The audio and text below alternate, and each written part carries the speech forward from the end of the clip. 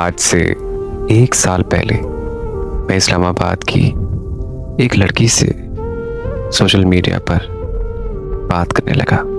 वो लड़की बहुत ज़्यादा तन्हा और बहुत ज़्यादा दुखी थी, क्योंकि वो जिससे मोहब्बत करती थी वो उसे धोखा देकर किसी और का हो चुका था।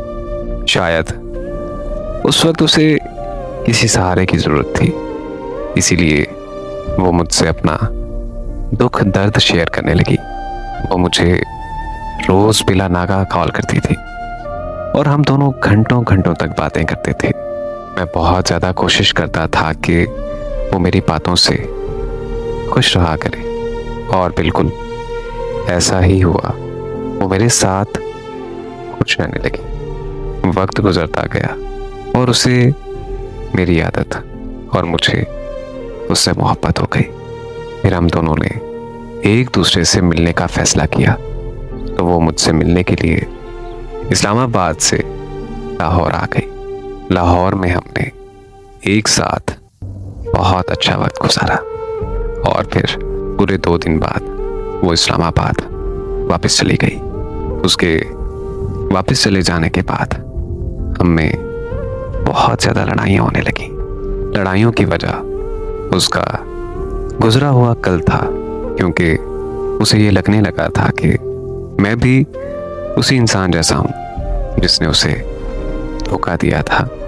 मैंने उसे बहुत ज़्यादा समझाने की कोशिश की कि हर इंसान एक जैसा नहीं होता, लेकिन वो मुझे फिर भी हर बार यही कहती थी कि तुम भी उसी जैसे हो। मुझे ये उसके अल्फाज बहुत ज़्यादा तकलीफ़ देते थे और मैं फिर भी उसके इन अल्फाजों को बर्दाश्त कर जाता था। हमारा दिन ब दिन ताल्लुक़ ख़राब होता जा रहा था। मेरे मसरूफ़ होने पर वो मुझसे बहुत ज़्यादा लड़ाई करती।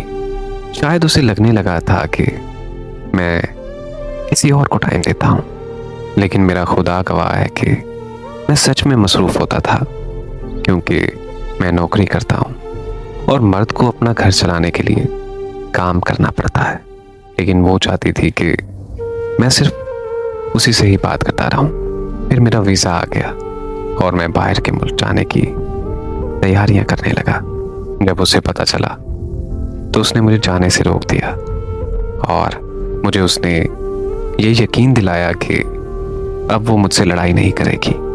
मैं उसके कहने पर रुक गया, क्योंकि मैं भी उससे बहुत ज़्यादा प्यार करता था और उससे दूर जाने की सोच भी नहीं सकता था। फिर हम में सब कुछ ठीक चलने लगा और ऐसा लगने लगा था कि हम बहुत जल्द एक हो जाएंगे।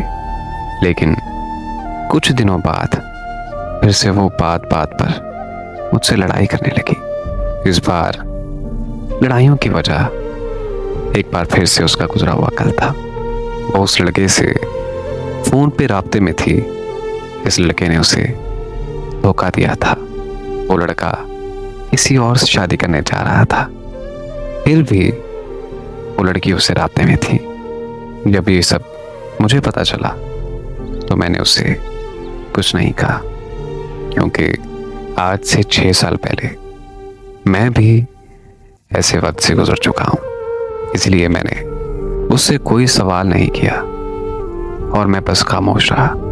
और फिर जिस दिन उस लड़के की शादी थी, उसी दिन उस लड़की ने किसी और के धोखे का बदला मुझसे ले लिया। वो मुझे हमेशा हमेशा के लिए छोड़कर चली गई और मैं खामोश होने के अलावा कुछ भी नहीं कर सका। अब ये अलम है कि वो किसी और के और मैं उसके हिजर में जिंदगी काट रहा हूँ।